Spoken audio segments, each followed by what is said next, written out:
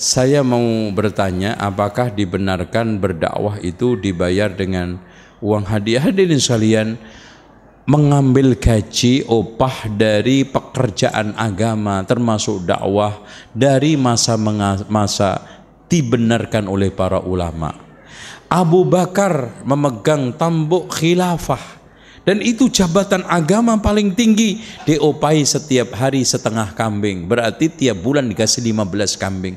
Umar bin Khattab menerima gaji dan menggaji seluruh sahabat yang menjadi amir-amir. Dan ulama-ulama digaji sampai hari ini. Syekh bin Bas dulu jadi mufti digaji, guru digaji.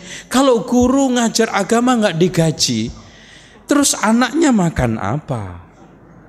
Terus kemudian istri, kecuali guru berasal dari malaikat. Dan sampai sekarang ini saya buka pondok, belum buka lamaran dari kalangan malaikat, belum ada yang daftar.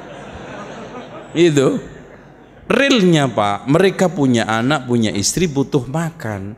Hal ini sebetulnya tidak perlu dimasalahkan, apalagi Rasulullah mengatakan, ya, fa inna khaira ma akhadtu minal arjri al-Qur'an, sebaik-baik upah yang kamu ambil adalah dari Al-Qur'an, mengajarkan, meruqyah dan yang lainnya.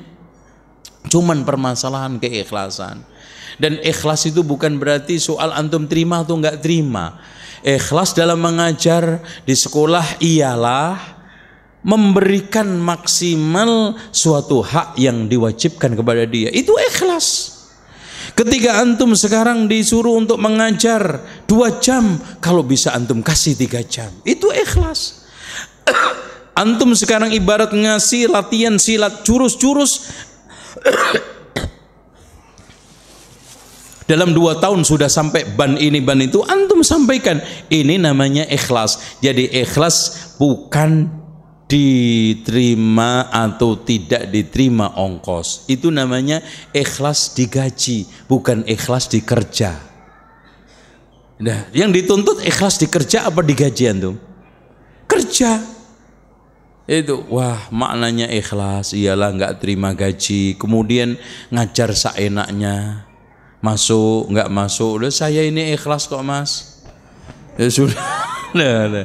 Terus gimana anak? Ya biarkan, nanti juga diridhoi Allah.